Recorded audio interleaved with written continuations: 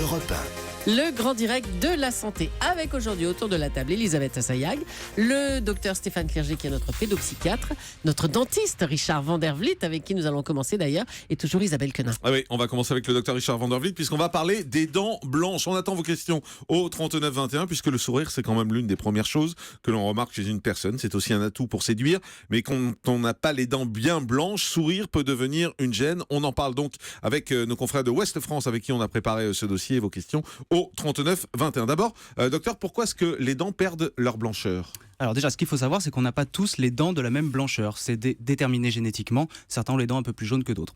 Après, au cours de la vie, on mange évidemment des aliments qui colorent les dents. Alors, on parle souvent du thé, du café. Il y a certains fruits comme les myrtilles dont on parlait tout à l'heure. La cigarette aussi tache énormément les dents. Enfin, durant la vie, l'émail, qui est la matière blanche qui recouvre les dents, s'use et devient de plus en plus fin, laissant apparaître l'intérieur de la dent qui est un peu plus jaune, un peu plus brune. Si on veut avoir des dents très blanches, il faut absolument passer par le dentiste. Il n'y a pas de moyen naturel, entre guillemets, de garder les dents blanches ? Alors, il existe des moyens naturels pour garder les dents un maximum blanches. Effectivement, déjà, l'hygiène dentaire est très importante. Il faut se laver les dents 2 fois par jour minimum. Utiliser un chewing-gum si on n'a pas le temps de se laver les dents le midi, c'est très important. Ensuite, il va falloir aller faire un chewing-gum sans sucre. Sans sucre, évidemment, bien sûr. Ça va stimuler la salive, ça va permettre de nettoyer les dents. Ensuite, il va falloir aller faire des détartrages régulièrement chez son dentiste.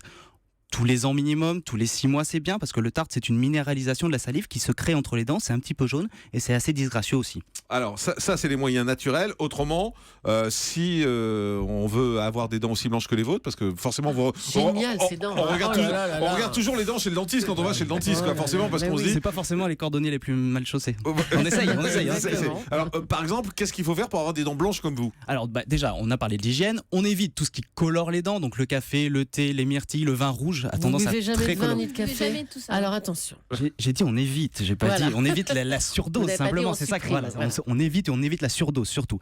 Ensuite, ce qu'on peut faire évidemment, c'est éviter de fumer parce que alors ça, la cigarette c'est terrible. On a des dépôts de goudron et de nicotine qui se créent sur les dents. C'est noir, c'est moche et c'est jaune et c'est affreux.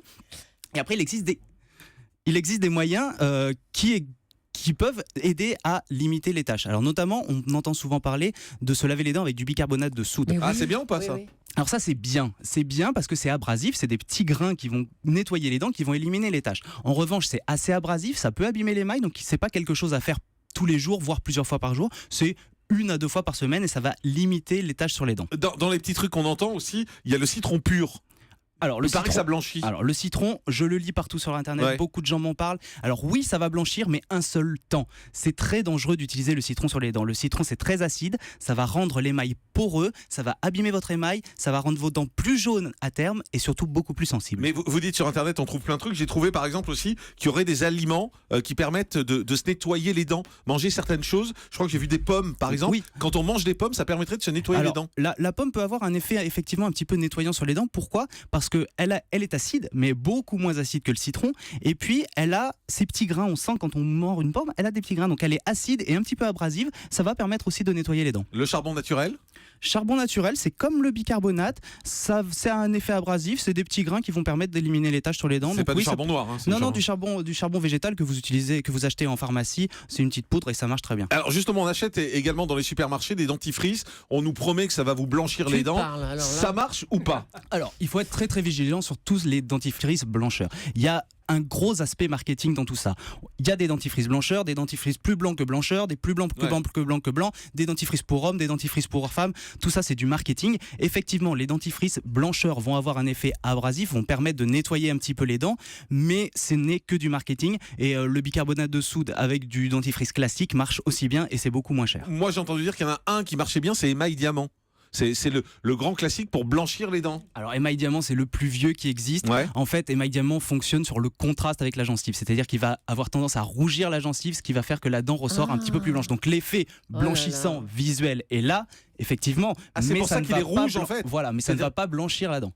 Il vous rougit la gencive. Voilà, exactement. Et donc la dent paraît plus blanche. Voilà, exactement. C'est pour ça que les personnes qui ont la peau plus mate que les autres ont aussi l'apparence d'avoir des dents plus blanches, c'est juste le contraste avec la peau et la gencive. Bon, et si on vient vous voir, vous, dentiste, au sens large, et pas vous particulièrement, mais qu'est-ce que vous proposez pour blanchir les dents ? Alors, il y a 2 traitements que le dentiste peut vous proposer. Tout d'abord, un traitement qu'on appelle un traitement ambulatoire. C'est-à-dire que votre chirurgien dentiste, après avoir contrôlé vos dents, vérifié qu'il n'y a pas de caries, qu'il n'y a pas de plombage ou de composite abîmé, parce que si on met le produit blanchissant qui est du peroxyde d'hydrogène sur une carie ou sur une dent abîmée, ça peut avoir des conséquences très très graves. Donc après ce bilan-là, il va pouvoir vous proposer deux traitements. Le traitement ambulatoire, il va réaliser des empreintes, il va réaliser des petites gouttières en plastique qu'il va vous donner. Il va vous donner vous-même le produit blanchissant et vous allez mettre à l'intérieur de la gouttière le produit blanchissant et vous allez porter cette gouttière quelques heures par jour pendant 7 à 10 jours à peu près. Et la nuit. La nuit ou le jour, ça on dépend. va pas bosser avec sa gouttière. C'est qu'une heure, hein, ça peut être. Ah, d'accord, c'est une heure. Vous êtes chez vous, bah oui, quelques heures dans la télé. Oui, ça vous savez, les gens travaillent en général. Mais non, mais devant crime, vous mettez ça. Si on dit devant crime, elle va être d'accord. Là, c'est une bonne idée. Non, ça dépend des marques. Des fois c'est 2 heures, des fois c'est 1 heure, des fois c'est la nuit. Mais effectivement, c'est un traitement ambulatoire à faire à la maison. Et ça fait mal ou pas? Alors là, les concentrations sont assez limitées, les sensibilités sont assez limitées et le traitement est assez durable dans le temps. C'est mon traitement de choix.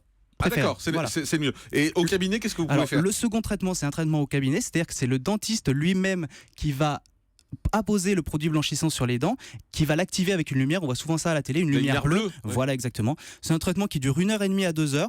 Par contre, les concentrations sont un petit peu plus élevées. Il peut y avoir des sensibilités relativement désagréables, qui sont que temporaires heureusement, mais c'est assez désagréable. Par contre, le résultat est immédiat, un petit peu moins durable qu'avec le traitement à la maison. On peut le faire combien de fois par mois, par trimestre, par an, je ne sais pas. C'est pas complètement inoffensif comme traitement. Ça attaque un petit peu les mailles, c'est pas quelque chose qu'il faut faire tous les 15 jours.